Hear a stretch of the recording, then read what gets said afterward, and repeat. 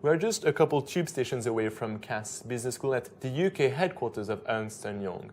Ernst & Young is a global giant in audit, tax and advisory services, employing around 150,000 people worldwide. And it is not only in strength and power that the firm excels in. Ernst & Young regularly receives awards across the board, including Best Company to Work For, Stonewall Network Group of the Year, Women of the Future Award, to name but a few. I am about to meet Cartmell, a partner in real estate and an active representative of diversity and inclusiveness, to understand how such a massive firm can remain ethical and whether it is all about brand image and communication. Not at all. The values of our organisation, which is what you are referring to, is really sort of embedded into everybody who joins an organisation. I'm an auditor. I have to have incredibly strong ethical values. I have to be well above board.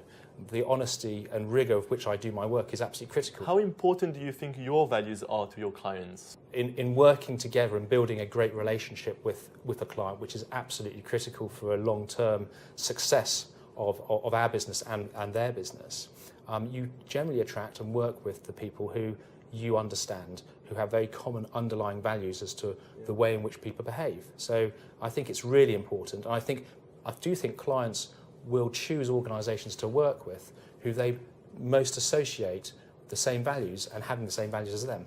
I'm a gay man who have never hidden my sexuality. However, it wasn't until I joined Ernst & Young that I felt very comfortable being able to take my other half to work events and in fact client events as well. So that in itself I feel demonstrates the sort of comfortableness that the firm has made me feel, and in turn, hopefully, our people. You are a representative of diversity and inclusiveness. What is your objective? Diversity and inclusiveness is all about having the most diverse workforce and, in turn, the best workforce for a particular project, drawing the best resources we have available to us. So that's the diversity aspect of it, and that might be from different ethnicities and different backgrounds to produce the best team. The inclusiveness is making sure that everybody who comes to work every day performs to their highest and their best of their ability. Recruitment, obviously, is an important step. We go through a number of processes. We have a strength-based interview process, which basically is looking at people's strengths. What do they excel in?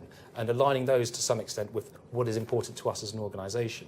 And it's not just interview process activity. These are workshops and numerous different types of interactions which enable us to see people working and acting in a group environment. I went through numerous steps. In fact, probably I had more of a process as coming in as a director than you probably have as a graduate. So what you are doing is not positive discrimination, is it? Absolutely not. We don't do positive discrimination. Can you briefly tell me your thoughts about the following initiative programs? To start with, the reverse mentoring program, which is junior consultants mentoring senior managers. For me, it was trying to understand the positioning of some of our more junior people within my team.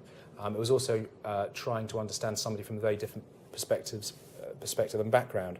And it's been highly informative. I'm usually there helping people work out what they need to do. It's fantastic having somebody help me work out how I can best address and deal with particular issues. And the Corporate Social Responsibility Day? We give everybody in the organisation 2 days a year, which is paid, for them to do what they think is important to support charities or other corporate responsible activities.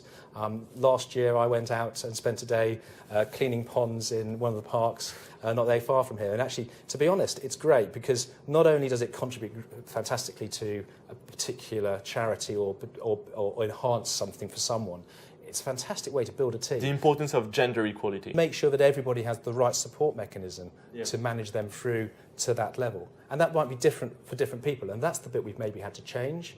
You know, for a returning mother, needs a very different support mechanism to get there than somebody who hasn't been away on maternity leave. Bizarrely, we recruit more women than men, but we lose more women than men. And they're just as equally talented on the day they arrive.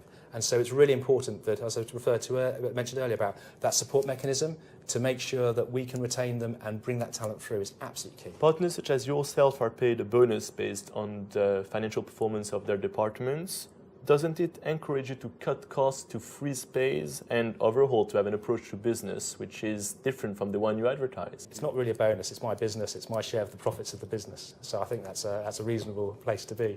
I'd sort of disagree, actually, because I actually think the most important thing for my business is to reinvest, and actually that reinvestment, making sure that we are paying the most appropriate salaries at the top of the market to all our people. You know, we wouldn't be a successful business if we weren't doing that. We wouldn't retain the top talent. What do you think Ernst & Young should do to become even more ethical and moral? Clearly, personally, I think we are ethical. I think our values are strong. From your experience of working with us and your internship, I'm sure you had that experience as well. It's all about continuing to recruit the best people who have the same values as us and want to be successful, and that is how we as an organisation will be better and we'll be more successful. Many thanks, Cameron Cartmell. Next time we will discuss ethics and religion with Professor Philip Booth, who wrote this book, Christian Perspectives on the Financial Crash.